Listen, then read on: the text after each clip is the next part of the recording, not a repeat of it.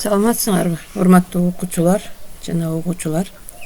Ош мамлекеттик университети Ыйман гимназиясы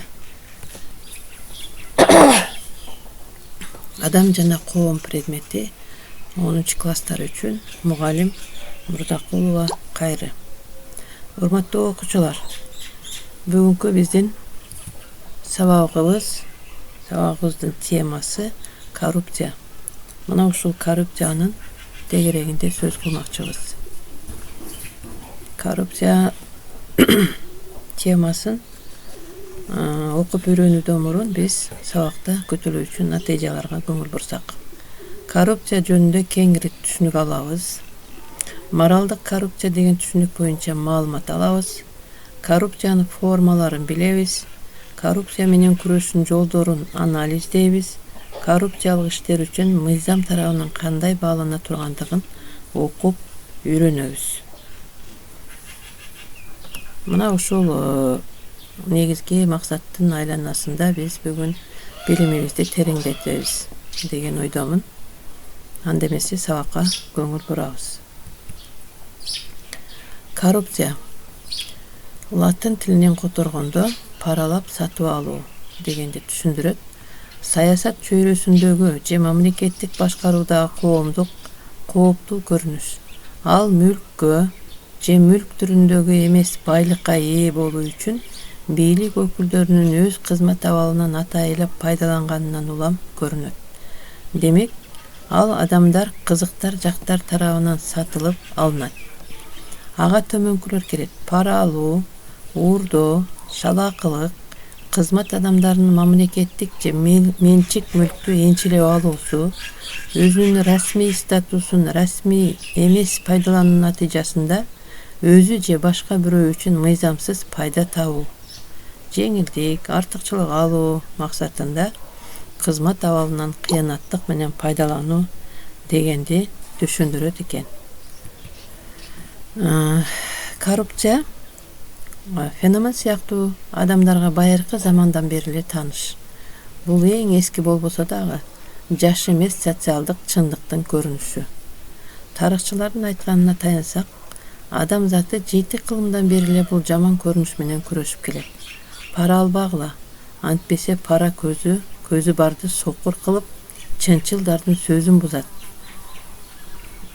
деген макалдардын айланасында биздин мурунку жарандарыбыз деле пара боюнча же болбосо коррупция боюнча кээ бир элементтери боюнча түшүнүктөрү болуп келген.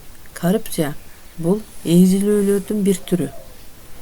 Коррупциядан эң биринчи коомдун жакыр катмарлары жабыркашат.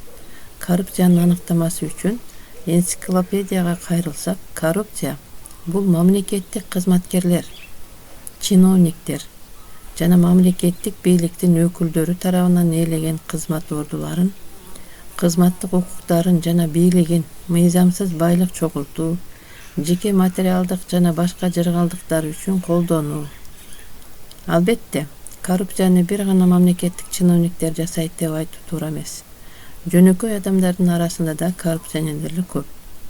Коррупциянын зыяны өкмөткө, экономикага зыян келтирип, жалпы коомдун жашоо деңгээлин төмөндөтөт. Андан тышкары бул элдин бийликке болгон ишенимин азайтат. Жеке эле бийлик эмес, адам менен адамдын ортосундагы ишенич жоголот. Коррупциянын элементтерин карап көрсөк, бул адамдагы же болбосо чиновниктеги биз катардагы адамдарда деле коррупционерлер көп деп атпайлыбы? Бул негизги элементтери болуп, бул алдамчылык, паракорлук, калпычылык, пара алуу, дүнүйөкордук, опузалап талап кылуу. Мына ушул элементтери болуп эсептелет экен. Демек, ушул биз айтып аткан түшүнүктөр негизинен ушул коррупциянын пайда кылуучу элементтери болуп саналат. Паранын көбүнчө акчалай түрү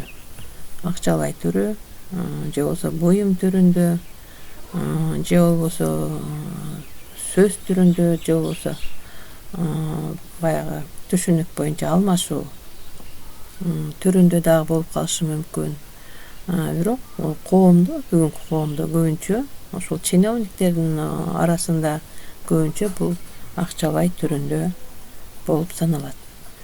Пара алуу коррупциянын чыныгы жүзү десек болот. Жана бул абдан коркунучтуу да, жугуштуу да көрүнүш. Мыйзам тарабынан пара алуу же берүү бул кылмыш. Пара алуу жалаң эле акчалай болбостон, баалуу кагаздар, мөөр басуу, справка алуу, мал жан берүү,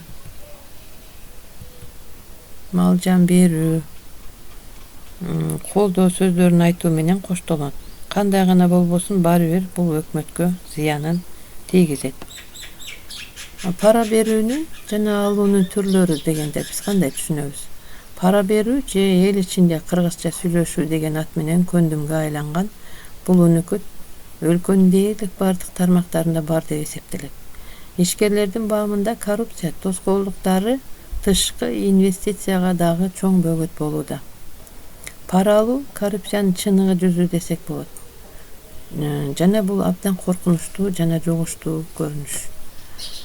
Мыйзам тарабынан пара алуу же берүү бул кылмыш. Пара алуу жалаң эле акчалай болбостон, баалуу кагаздар, мөөр басуу, справка алуу, мал жан берүү, колдоо сөздөрүн айтуу менен коштолот деп биз жогоруда айтып өттүк.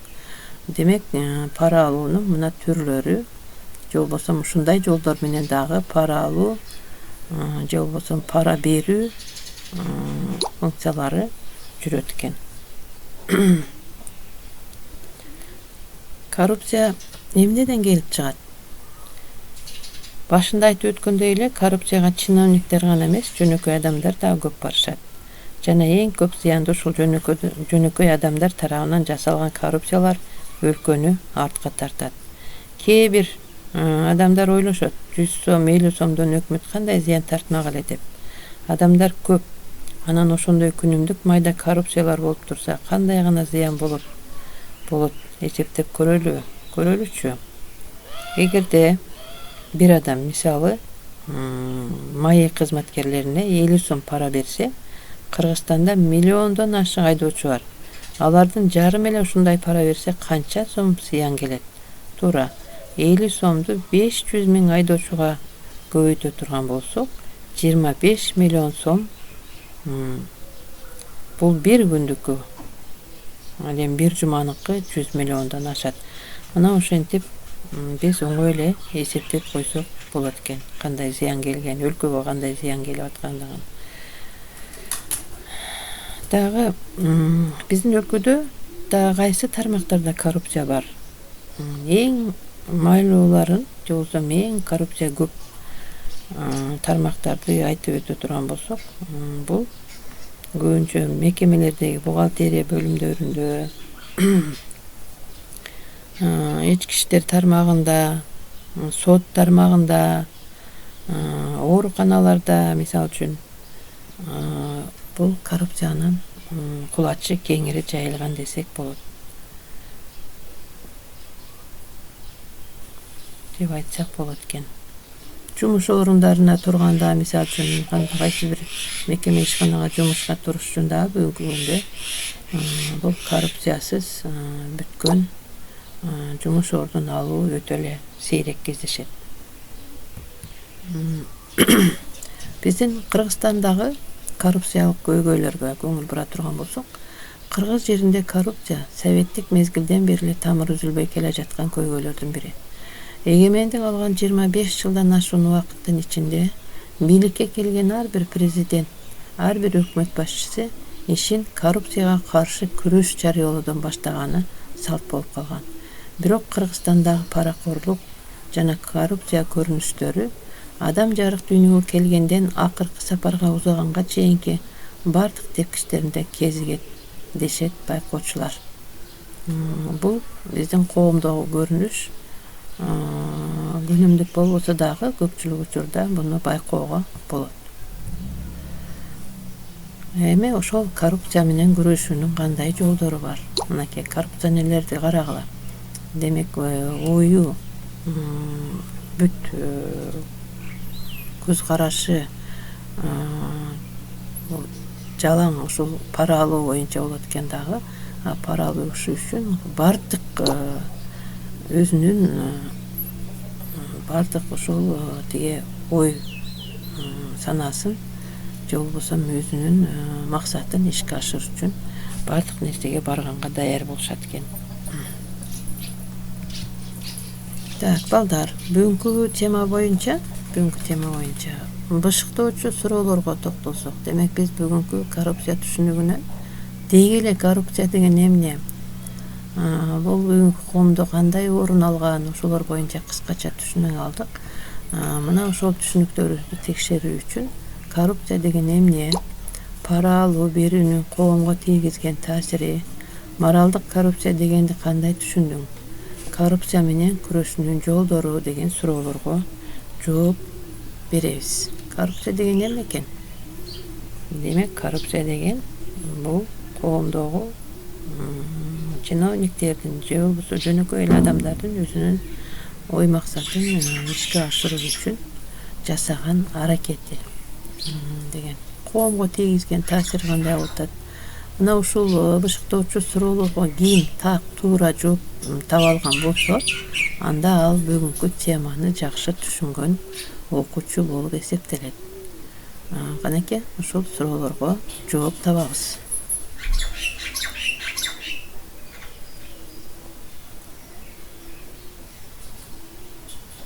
Так, балдар, бүгүнкү ушул өттүлгөн темабызды дагы бышыктап, дагы аны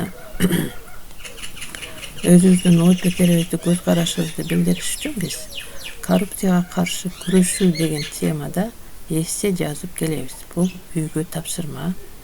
Үйдөн мына ушул темада эссе жазып келесиңер.